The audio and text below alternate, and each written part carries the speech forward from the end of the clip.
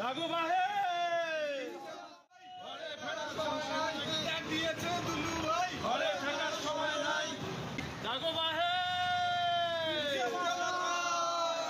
দাগো বাহে ডাক দিয়েছে দুলু ভাই, ঘরে থাকার সময় নাই। ডাক দিয়েছে দুলু ভাই, ঘরে থাকার সময় নাই। দাগো বাহে দাগো বাহে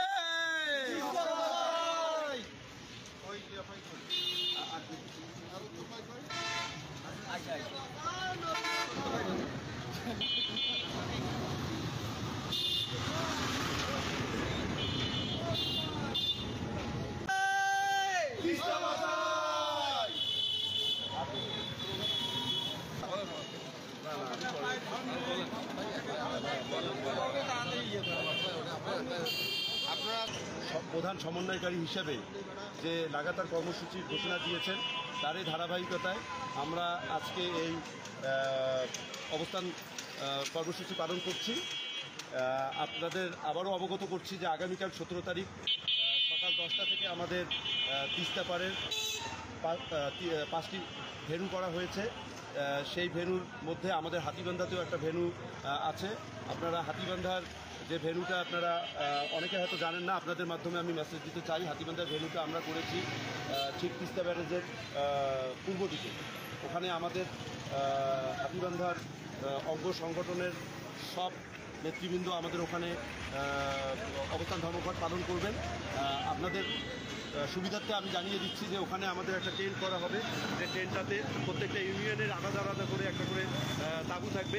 সেই তাঁবুতে আমাদের দিনভর বিভিন্ন ধরনের কর্মসূচি দেওয়া আছে। ওখানে প্লাকার্ড প্রদর্শন, খাওয়া দাওয়া, সাংস্কৃতিক অনুষ্ঠান এবং তিস্তা পাড়ের দুর্দশা মানুষগ্রস্ত যারা আছেন তাদেরকে নিয়েই আমরা আসলে এই প্রোগ্রামটা করব। তাদের সঙ্গে আমরা ওখানে উঠবো, বসবো, কথা বলবো, তাদের সুখ দুঃখের কথা শুনবো।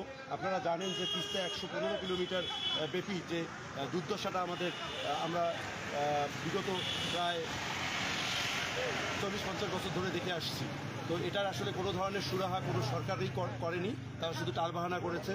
তা আমাদের সিংহপুরুষ আসাদুল হাবিব দুলু যে পদক্ষেপটা নিয়েছে, এটা আমি আশা করি যে ইনশাল্লাহ এই সরকার, এই অন্তর্বর্তীকালীন সরকার আমাদের এই জিনিসটা আমলে নেবেন এবং এটার আশু একটা সুরাহা দিবেন বলে আমি আশা ব্যক্ত করি।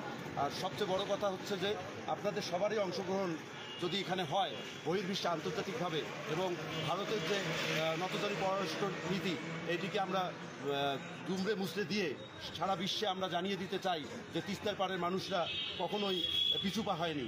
আমরা অনেক কষ্টে এখানে লালন পালন হয়েছি, আমাদের পূর্বপুরুষরা এখানে লালিত হয়েছে, পালিত হয়েছে, কিন্তু কোনো ধরনের কোনো পদক্ষেপ আমরা বিগত দিনেও দেখিনি।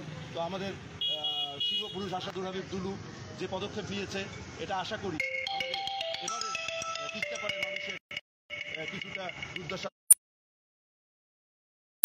তাহলে আমরা হয়তো দেখব যে তিস্তা মহাপরিকল্পনা বাস্তবায়ন হলে দুই ধারের যে আবাদি জমি আছে সেগুলো ফসলে ভরে যাবে এবং শিল্প কারখানা থেকে আরম্ভ করে সোলার সিস্টেম আমাদের উন্নত হবে।